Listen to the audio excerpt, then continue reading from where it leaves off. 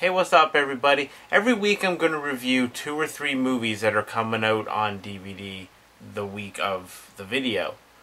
To try to keep video length reasonable, I will only do 2 or 3 depending on the week, but any other movies that I've seen that are being released on DVD, I will probably do a short review in the description.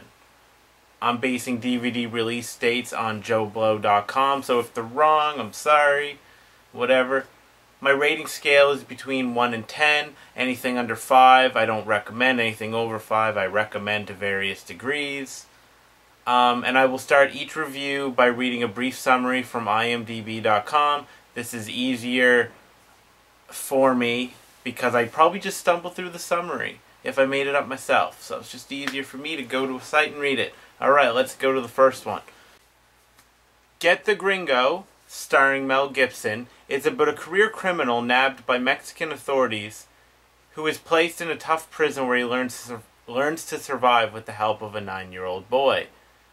It was an okay movie. I'm rating it a 6 out of 10. It's ultimately very forgettable. It's decent for what it is. Mel Gibson is fine, but it's hardly a return to form for Mel. Everyone wants to see Mel, come back with this amazing movie, and this is just not it. I was hearing that it was going to be that kind of movie. That's why I originally watched it. I think stuff just happens a little too conveniently. I know it's movie world, movie land, and things happen conveniently, but this goes a little too far. Yeah, there's some struggle, but it's very minimal. It's like Mel is like the ultimate badass to the point where it's just kind of silly, and it's like, why even make the movie when there's very little struggle? With that said, it's competently made on all fronts. The prison itself is a cool little idea, but it's not enough to make the movie truly amazing. I'm down in this movie quite a bit, but I am, 6 out of 10, a very mild recommendation for Get the Gringo. The next movie is Lockout, starring Guy Pearce, who I like. Lockout is about a man who is wrongly convicted of conspiracy to commit espionage against the U.S., who is offered his freedom if he can rescue the president's daughter from an outer space prison taken over by violent inmates. If that sounds familiar, it's Escape from New York in space. With that said, rating it a 4 out of 10, not recommending it, but it's not the worst movie I've ever seen. I mean, it's got a cool idea because they stole it from Escape from New York. The only thing is, it doesn't quite work the same in space. It's just kind of silly. And plus, it doesn't have the talent of, like, John Carpenter to put everything together. With that said, I like Guy Pearce. I buy him as kind of this quick and witty, criminal and whatnot. And it starts off fairly promising for the first 15-20 minutes, but then just kind of goes downhill, and eventually it's just sunk completely because there's no memorable characters, no real memorable action, and Escape from Space just doesn't really work. It's just a silly concept, like we're going to stick these criminals up in space. Like, seems a little unnecessary. So don't see Lockout. I'm disappointed to say that I don't recommend it because, even though I knew it was just copying Escape from New York, I still wanted to see it. It looked interesting. The trailers did. So yeah, that's Lockout for you. Before I get started with the next movie, realize that it's a foreign movie, so there is subtitles, and most importantly, I will probably pronounce names or whatever wrong, whatever.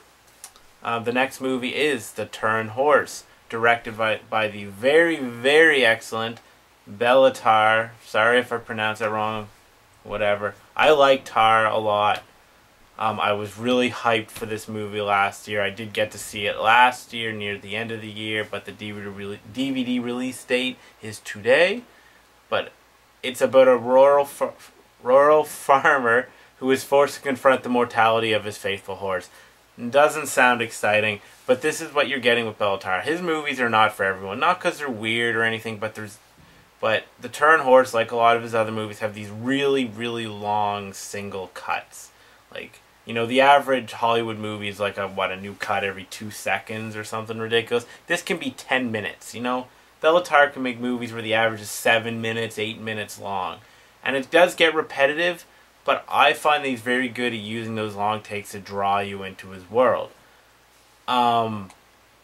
You know, so if you have seen another movie by him, you know what to expect. The slow, long takes.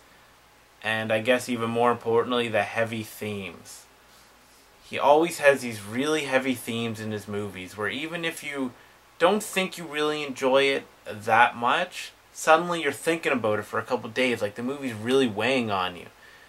He uses, you know, cinematography, dialogue, the poetry of his visuals, the pacing, the music, you know. He does his movies in black and white.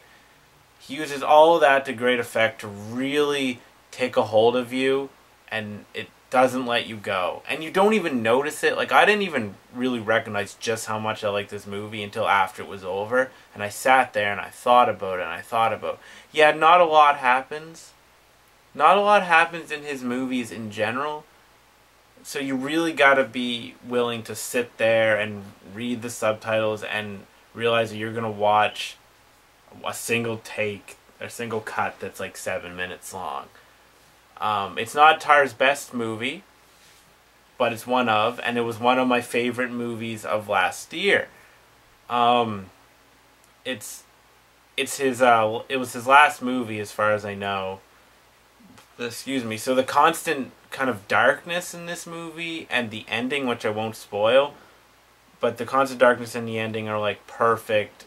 Make it a perfect movie to end his career. The ending, you couldn't have a more perfect ending, especially for his career. I really feel like it kind of ties into the general themes he has, you know, tried to explore throughout his career. See the Turin Horse, if you're interested in foreign movies at all. Thank you for watching. Hope you enjoyed it. Look at the description for smaller reviews of a couple other movies, and see you next week.